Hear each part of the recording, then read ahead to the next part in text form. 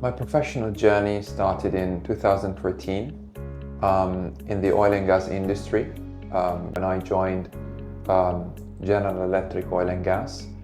I held an internal consulting position for 2 years, 2014 until the end of 2015, when I finally moved to Amazon.com in a completely different sector. I joined an e-commerce company and initially in operations and supply chain, and later on I moved to more business-focused roles in retail. I was very excited to join Casinetto mainly for the opportunity to join a fast-growing company as part of the leadership of it.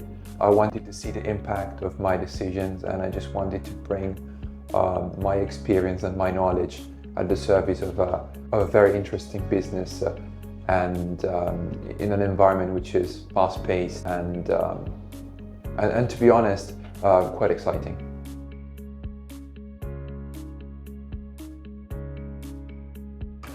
Setting up operations in Saudi Arabia presented numerous challenges, both from an operational and commercial standpoint.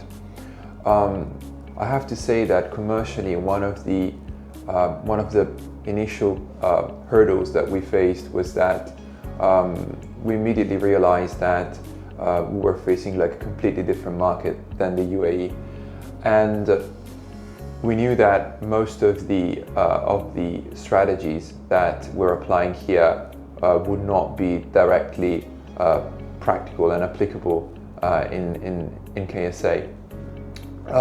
But nevertheless, the pillars of our commercial strategy will remain the same, with a strong focus on selection, a tailor-made selection for our customers, and obviously availability.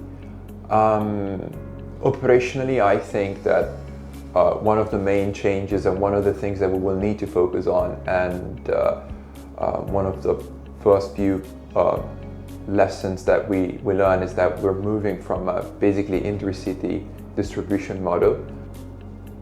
UAE as a country is not that big, and Dubai is also not like a super large city, and we're moving from this to a very, very wide and large country, and we need to think of our distribution model as a countrywide one.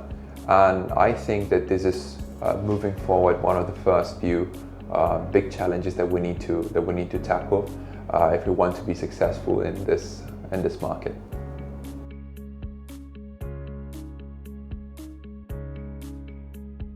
Before launching our business in Saudi Arabia, we conducted a thorough market research, and we pleasantly discovered that some of the products, some of the key products in our UAE selection had the potential to become big and be very successful in KSA.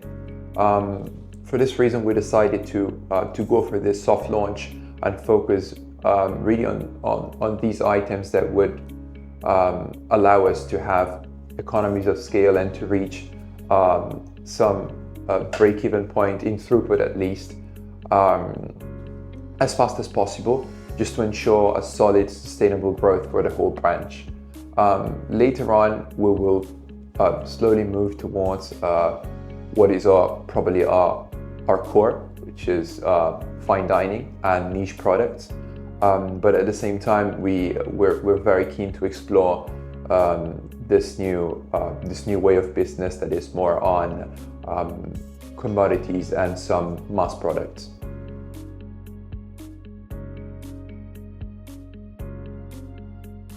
The connection between our KSA and UAE branches is really crucial to our strategy.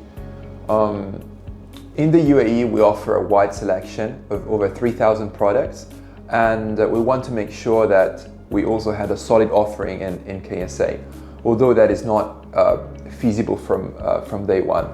That's because of a number of supply chain related issues, and obviously also because of the risk related to entering. And this means that initially direct importing from overseas was not feasible due to minimum order quantities and again, like uncertainty, like entering this new country.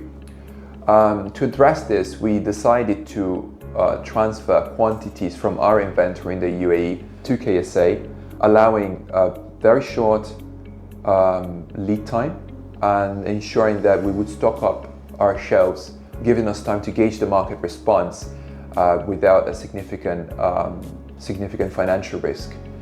As we go through, we identify the items which have the potential to scale and become revenue generators, and we will start to establish direct supply lines from Europe. This phased approach requires very, very thorough and extensive coordination between our UAE and KSA teams. And at the same time, we also need to learn about the regulatory framework that regulates the trade between the GCC countries. And this has been like a great learning opportunity for all of us. This strategy is, we believe that this strategy will allow us to build solid foundations for our KSA operations, but at the same time, and most importantly, to generate a growth which is self-sustainable.